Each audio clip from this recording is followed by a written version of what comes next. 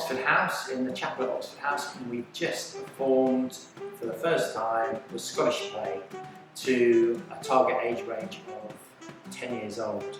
And we have our cast here.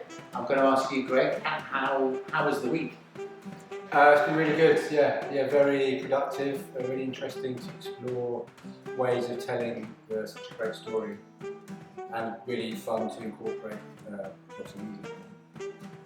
And Yomi, we've just performed. Yeah. How was it doing the show? Yeah, I mean, it was actually great, you know, knowing that we only had like 6 days to sort of like make this amazing piece. Doing it for an audience, it was like great to do it. I like to see like, you know, what went well, what didn't go well, and obviously for like things to work in the future. But yeah, we discovered a lot of great things. So, Valentina, what did you discover? What did we discover? Oh, what did we discover? Well, we discovered that children love death, and they love the story that is essentially about a murderer. But I think that's because you play Macbeth as a really sympathetic character, so we're sort of on his side, and then we see him do this awful act, but we're slightly complicit because we're kind of with you and we like you. And then so there's this really interesting kind of moral conflict of like, oh, I really like the guy, but I'm witnessing him doing these terrible things. And yeah, that's really interesting to see that play out in the audience and how kind of they're with us, but they're also like, oh gosh, but they also love it. They love all the guts and gore.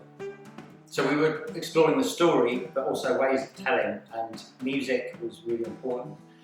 Greg, do you want to say a few words about how you approach the music? Using themes, not so much character themes, but maybe themes such as prophecy, the murder, king or court, these themes. So that was kind of, I think, a starting point for it. And then we were using a lot of drums because of the military aspects of the play. Felt it's right to have drums and drum beats. So that is a theme. That's a recurring theme as well. And Yomi, playing that character, how was it? It was great, you know. It was a good feeling. Obviously, we just like trying out, like in that rehearsals, just trying out like different things and what to try to get like the story across. But it was also interesting to see, you know, like how the kids reacted to like certain things. Like for example, there's a interaction bit where Macbeth's been told by Lady Macbeth that they killed King Duncan.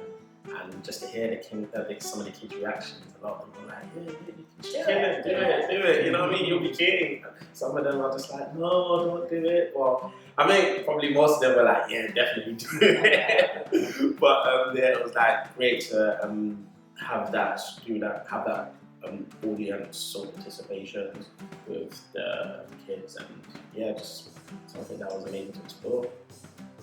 So yeah, we worked for 6 days and then we've tried it out with the audience, and it's part of Shakespeare in a Suitcase, where we do big Shakespeare plays in 45 minutes just from the objects in one suitcase.